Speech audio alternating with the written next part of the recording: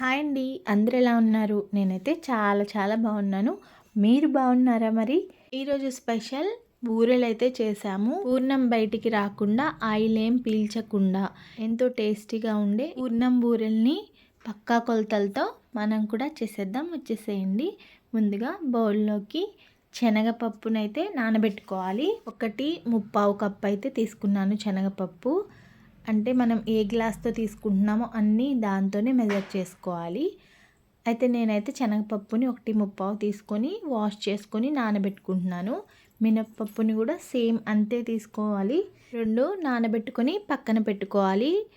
ఒక 3-4 అవర్స్ పాటు నానబెట్టుకోవాలి. గ్లాస్ కొలత ప్రకారం 1 అర కేజీ కరెక్ట్గా వస్తుంది. అందు గురించి నేను సేమ్ 2 అర కేజీ తీసుకున్నాను. బెల్లం కూడా అర కేజీ తీసుకోవాలి.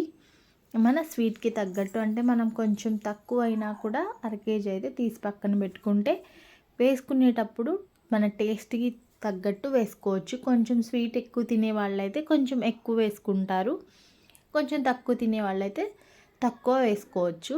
నాకైతే ఒక పావు ముక్క వరకు మిగిలింది, మొత్తం అయితే వేసుకోలేదు. ఇంకా శనగపప్పు నానిపోయింది కదా, పప్పు కుక్కర్లో వేసుకొని కొంచెం ఎక్కువే వాటర్ వేసుకొని 3-4 విజిల్స్ వరకు కుక్కర్లో పెట్టుకొని ఉడికించుకోవాలి. స్టవ్ని మీడియం ఫ్లేమ్లో పెట్టుకొని ఉడికించుకోవాలి. పప్పుని వెంటనే కూడా ఉడికించుకోవచ్చు, కాకపోతే నానబెట్టుకుంటే మెత్తగా ఉంటుంది పప్పు అయితే. 3-4 విజిల్ తర్వాత పప్పు అయితే ఉడికిపోయింది. ఇప్పుడు అందులోకి మనం కట్ చేసి పెట్టుకున్న బెల్లంని కూడా యాడ్ చేసుకోవాలి. నేనైతే కొంచెం ముక్క మిగిల్చానని చెప్పాను కదా, మొత్తం వేసుకోకుండా కొంచెం అయితే మిగిల్చాను. స్వీట్ చూసుకొని వేసుకుందాంలే అని నాకైతే స్వీట్ సరిపోయింది. చిన్న ముక్క అయితే మిగిలింది నాకైతే. మొత్తంగా కలుపుకొని స్టవ్ మీద పెట్టుకొని మీడియం ఫ్లేమ్లో ఉడికించుకోవాలి. స్టవ్ మీద పెట్టుకొని కదుపుతూ ఉడికించుకోవాలి. దీంట్లో కొంచెం ఇలాచీ పౌడర్ కూడా వేసాను, అదైతే స్కిప్ అయిపోయింది. ఇంకా మీకు నచ్చితే వేసుకోండి, లేకపోతే లేదు. నేనైతే కొంచెం వేసుకున్నాను. చూసారు కదా, చాలా వరకు దగ్గరగా అయిపోయింది. ఇప్పుడైతే మరి సిమ్లో పెట్టేసుకొని కదుపుతూ ఇంకొంచెం దగ్గరగా అయ్యేంతవరకు ఉడికించుకోవాలి. మనకు దగ్గరికి అయిందో లేదో చెక్ చేసుకోవడానికి కొంచెం స్పూన్తో తీసుకొని కొంచెం చల్లగా అయిన తర్వాత ఉండలాగా చేసుకుంటే ఉండలాగా ఫామ్ అవ్వాలన్నమాట. అలా అయ్యే వరకు ఇంకా ఉడికించుకుంటూనే ఉండాలి. ఈ శనగపప్పు మిశ్రమం గట్టిగా అయితేనే మనకు పూర్ణం కూడా పర్ఫెక్ట్గా వస్తుంది, లేకపోతే ఇది పల్చగా ఉంటే పర్ఫెక్ట్గా రాదు. ఇప్పుడు మొత్తం దగ్గరగా అయిపోయింది, చూసారు కదా. ఈ దగ్గరగా అయిపోయిన మిశ్రమాన్ని చల్లగా అవడానికి ఒక ప్లేట్లోకి వేసుకొని ఒక స్పూన్తో కలుపుకుంటూ చల్లగా చేసుకోవాలి. ఇప్పుడు బాల్స్ లాగా రెడీ చేసుకోవాలి.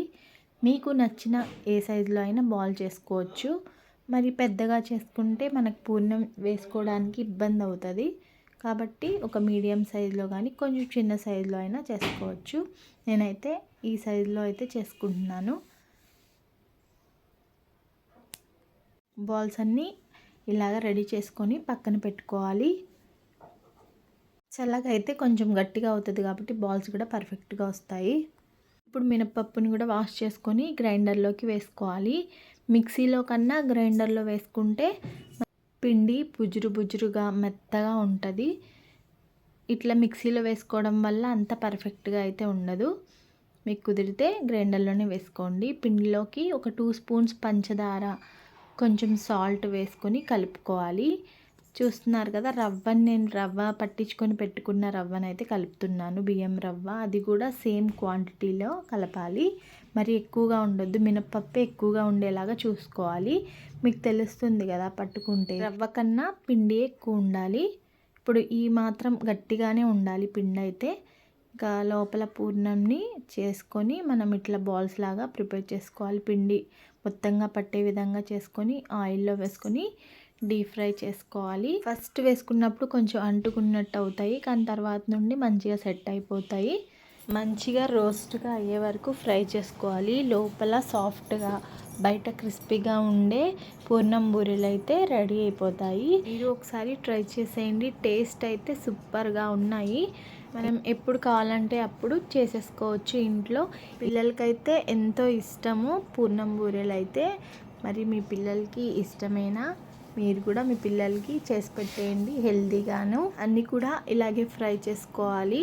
వేడి వేడిగా ఉంటే కూడా చాలా బాగుంటాయి, చల్లగా ఉన్నా కూడా బాగుంటాయి. వేడిగా ఉన్నప్పుడు మాత్రం ఒక సైడ్ కొంచెం హోల్ పెట్టుకొని అందులో కొంచెం నెయ్యి వేసుకొని తింటే కూడా బాగుంటాయి.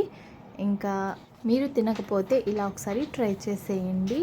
ఇదండి ఈరోజు వీడియో అయితే మీకు నచ్చిందని అనుకుంటున్నాను. నచ్చితే ఒక లైక్ చేయండి. మరిన్ని వీడియోస్ కోసం నా ఛానల్ని సబ్స్క్రైబ్ చేసుకోండి. మీకు ఎలాంటి రెసిపీస్ కావాలో తప్పకుండా కామెంట్ చేయండి. నన్ను సపోర్ట్ చేస్తున్న మీ అందరికీ చాలా చాలా థ్యాంక్స్ అండి. నన్ను ఇలాగే సపోర్ట్ చేయండి. ఇంకా మంచి వీడియోస్తో మీ ముందుకు వస్తూనే ఉంటాను.